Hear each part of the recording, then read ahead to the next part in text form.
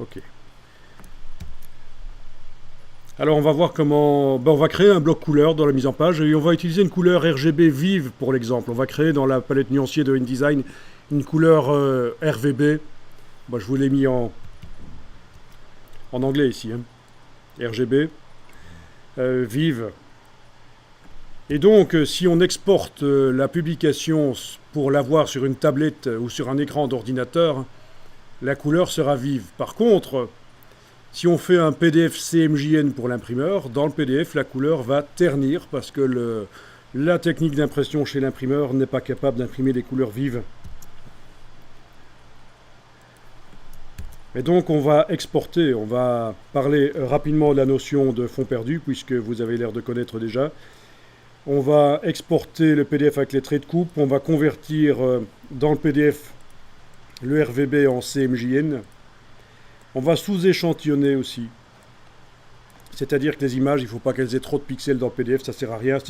Si l'imprimeur vous dit que le PDF doit être à 300 pixels par pouce, vous allez mettre 300 pixels par pouce. Et le reste, ce sera pour demain.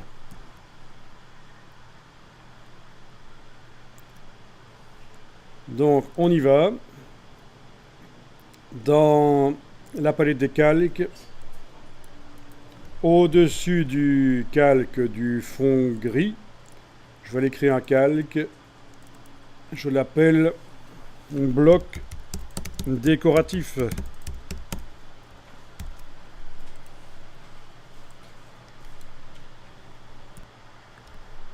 Je travaille sur ce calque, les autres sont verrouillés, celui-là est activé. Je ne vais pas travailler dans le gabarit parce que les blocs décoratifs ils vont être différents sur chaque page.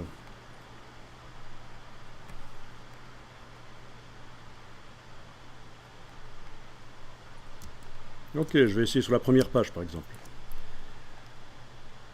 Alors, regardez, c'est assez facile. Je crée un rectangle par exemple, mais il n'y a pas que les rectangles, il y a d'autres formes, des triangles également. Dans ce rectangle, je vais travailler la couleur de fond. Je vous rappelle que dans InDesign, il ne faut pas double-cliquer là-dessus et aller créer sa couleur là.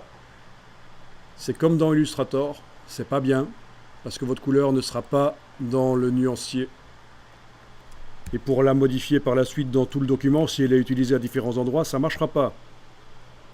Donc les couleurs, on les crée dans le nuancier. La couleur que je vais créer, nouvelle couleur, va être de type RVB. C'est comme quand on était dans Illustrator. Et je vais créer une couleur bien vive. Ouais, par exemple ça. Voilà. Avec l'outil de transformation manuelle, je vais tourner, agrandir, voilà.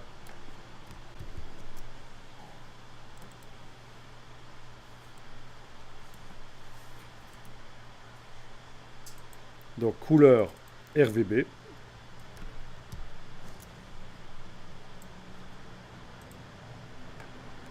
Vive.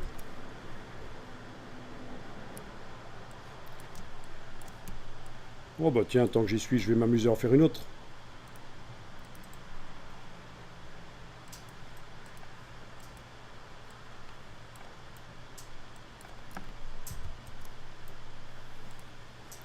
Voilà, une autre couleur vive.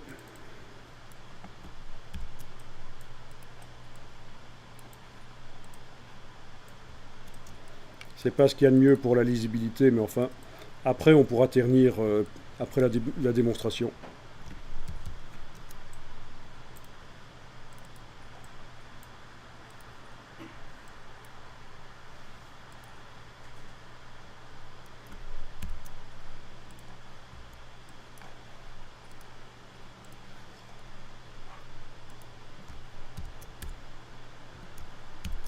Bon, si vous êtes un peu à court d'imagination, ça peut être sympa de mettre des blocs comme ça, qui peuvent être triangulaires aussi, qui peuvent avoir différentes formes. On m'a demandé tout à l'heure comment on fait pour avoir autre chose qu'un hexagone quand on utilise l'outil polygone.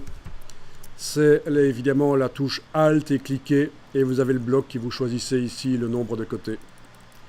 Il faut savoir que toute forme créée dans Illustrator peut également être transférée vers InDesign par copier-coller pour servir même de bloc qui contient des images ou du texte. Donc par copier-coller ça marche. Pas par importation, mais par copier-coller vous récupérez de Illustrator vers InDesign des blocs utilisables. Vous pouvez aussi aller chercher des images. Ça c'est pas mal aussi. Ne le faites pas ici nécessairement, je vous montre...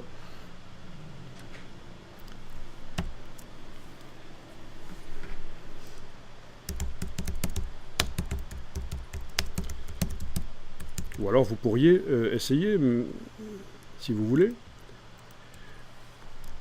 Je vais rapidement chercher des images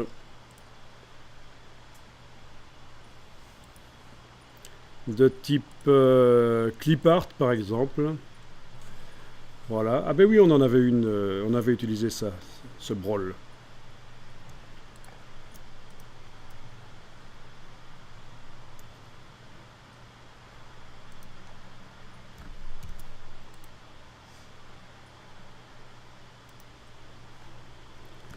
Ok.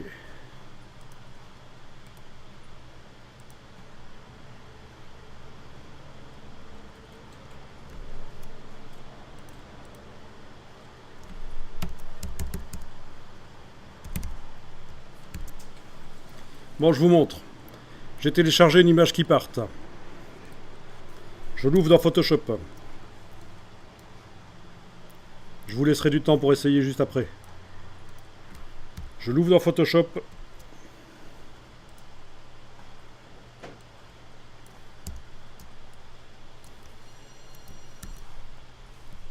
Je pourrais la colorer dans Photoshop, mais je peux aussi faire ceci.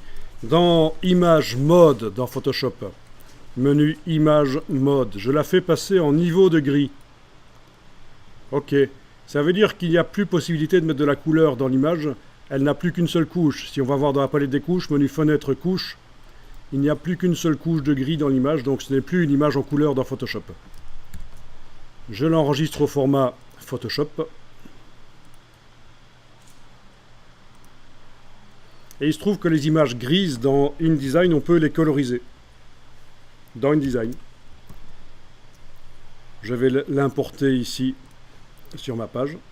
Vous l'amènerez sur le document. Et l'astuce, c'est ceci. Il faut vraiment indiquer qu'on travaille sur l'image en prenant la flèche blanche et en cliquant. On travaille vraiment sur l'image à l'intérieur du bloc. Le nuancier va vous permettre de coloriser. Voilà. Et si on sélectionne avec la flèche noire, la couleur qu'on met, c'est sur le fond de bloc, comme on fait d'habitude. Par contre, si on sélectionne avec la flèche blanche, la couleur qu'on met, c'est sur l'image. Ça ne marchera qu'avec des images qui sont en niveau de gris dans Photoshop.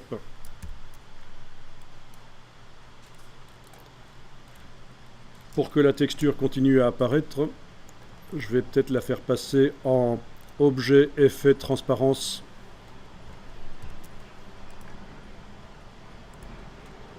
Obscurcir, voilà. Objet, effet, transparence, obscurcir. Ce qui est blanc dans l'image n'arrive pas à obscurcir la texture qui est en dessous, donc ça disparaît.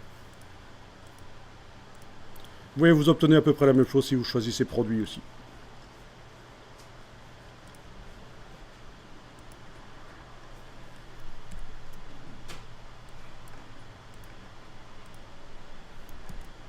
Donc flèche blanche et on donne la couleur qu'on veut. La teinte. Bon, testez ça éventuellement. Allez chercher une image sur le web, ouvrez-la dans Photoshop, mettez-la en niveau de gris et vous arriverez à la coloriser dans InDesign. L'intérêt, c'est que c'est directement dans InDesign que ça se fait, donc c'est rapide, c'est sympa. Et donc il a fallu que je fasse objet, effet, transparence pour que le fond blanc de l'image ne soit pas visible. J'ai mis en mode obscurcir, mode produit marche aussi. Ça montre même la texture à travers la forme, le mode produit.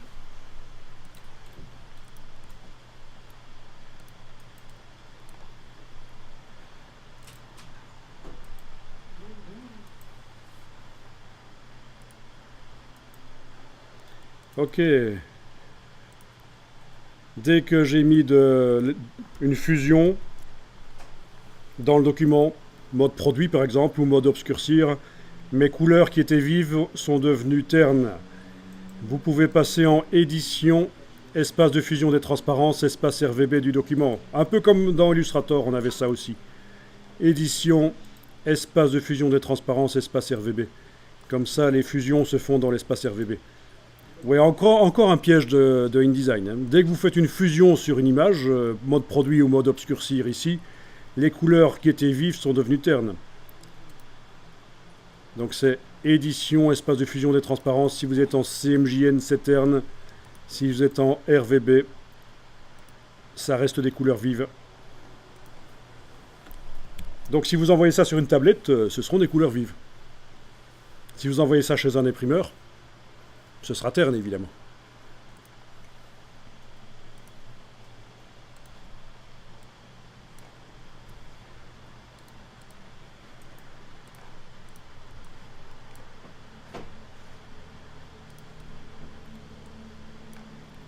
Je vous l'ai déjà dit, hein, il faut un côté ludique aux publications, parce que sinon c'est ennuyeux. Vous pouvez un peu délirer, pourquoi pas. Ça dépend de la publication, bien sûr, hein. Mais bon. Là, je viens d'utiliser le miroir pour retourner la bestiole dans l'autre sens.